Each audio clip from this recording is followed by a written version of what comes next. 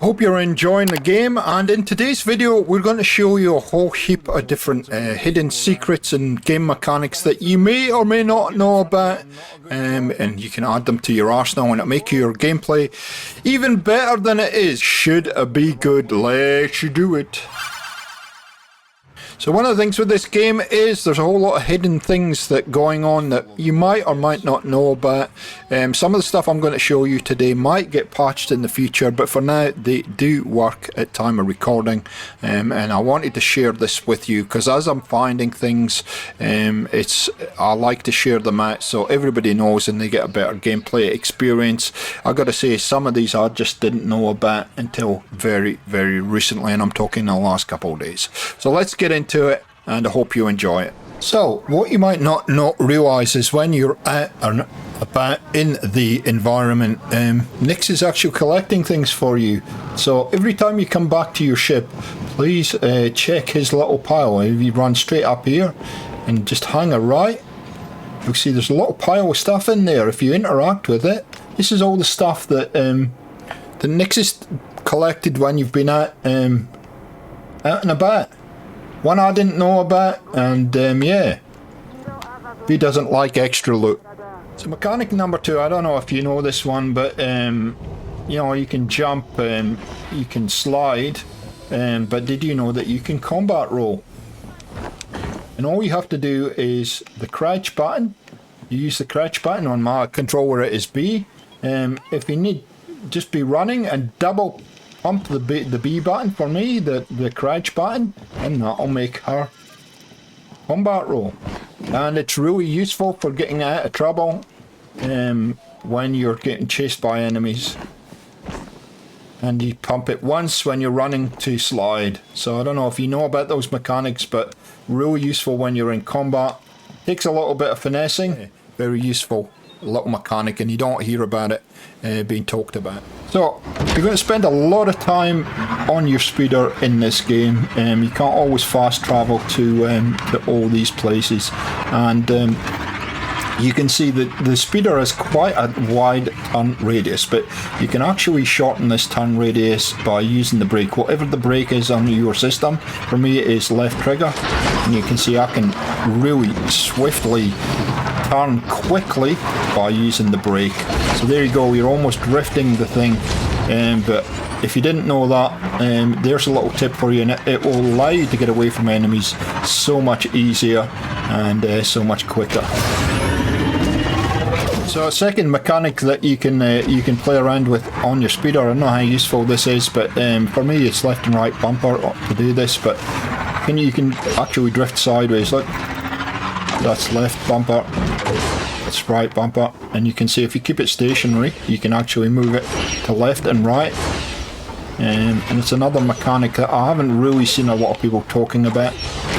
At speed you can kind of avoid things real quickly, like I crash into a lot of these things, and I can't do it now because I'm trying.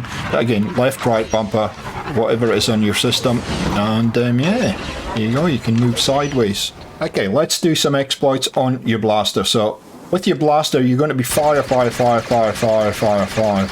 and then you get that little arrow with RB on Xbox. It'll be different on every system, but it gives you that little indication, and you have to, with me on the controller, I have to shift my finger up to hit that RB, and it's a timing thing. So here's an easier way of doing it. We'll fire until we get that indication. Use your right trigger.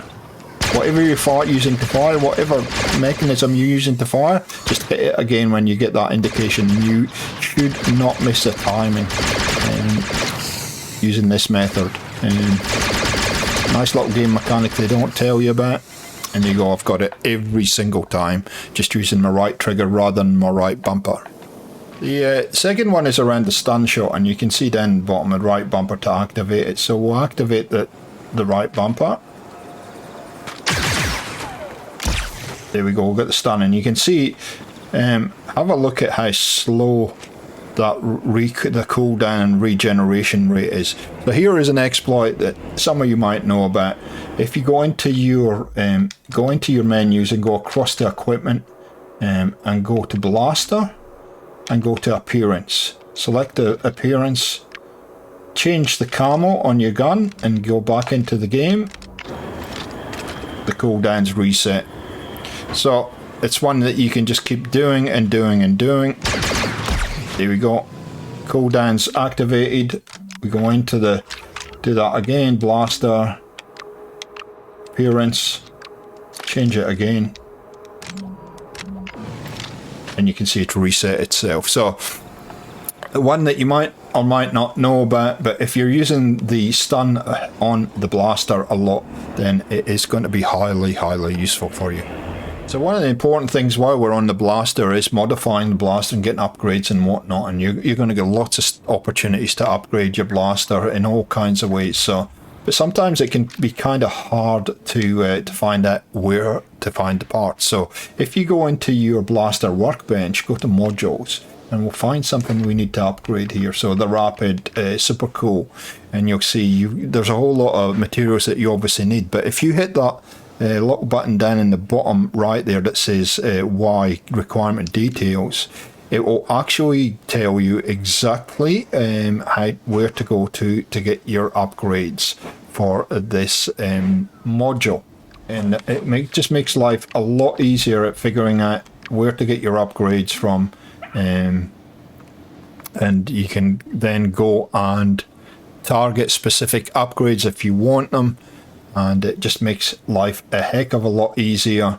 And you can see the required items, and it just tells you where to find all of these.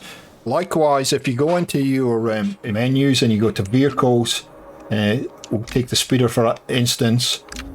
The same facility is here in the menus for your speeder part. If you want to upgrade them again, you can figure that out, and let's have a look. See if it is there for the Trailblazer. I would expect it would be for the Trailblazer as well. Yeah, there you go, required details. And this just makes life easier at figuring out exactly what you need if you want to do specific upgrades to your blaster, your speeder, or your ship. Managing your reputation with the different factions is a key thing, and obviously you do that with contracts, taking contracts on all different on different planets and different areas. Generally, you'll be looking for this particular symbol on the map, and you go and find that person and see what contracts they have available for you. But there's a much easier way of doing this once you get into the game a little bit, because you're going to have that ability to do this in your ship, in your main area. So all you have to do is, and I think it probably needs you to go to like at least Kojima to activate this, but this table here, access terminal, and you can see all the brokers that are on the planet you're currently on, and all the different contracts that are available.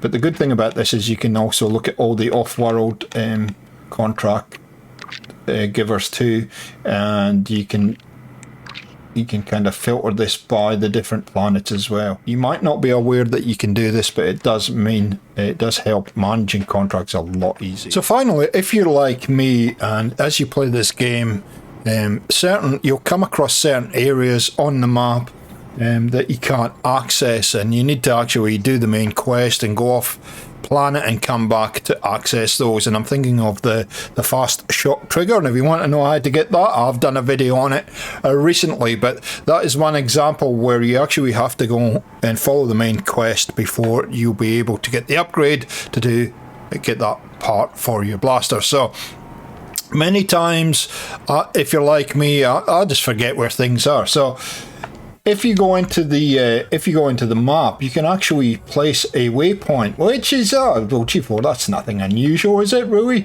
But the fun thing that Ubisoft have done with this game is when you hit the place the waypoint button, and you can see it has annotate, and this allows you to do all kinds, to put specific icons on the map, so that you can remember what the heck you're going to that particular waypoint for. And I think it's a really nice addition to the game. Really nice addition. You can even change the color if you wanted to make them green, orange, or green or blue. which I think also is a really nice addition to the game, and one that you might not be aware of. And if we want to go and search there, we just go there, and you can just leave it on the map, and when you come back it will still be there. Fantastic little addition. So there you go, there's 10 little secrets that you might not know about in the game, and hopefully now that we've shared them, you'll be able to get a little bit more out of Star Wars Outlaws. Ladies and gentlemen, thank you for your attention today. If you do have any other tips that you know about that I haven't covered in this video or any of my other videos, let me know down in the comments, because I'm always happy to do a video and give you credit for it, just so that we share all our little findings with the community, and everybody can play the game the way they want, knowing in the knowledge that they've got all these little tips and tricks that they can do at their disposal. Thanks for watching, we'll catch you next time. See ya.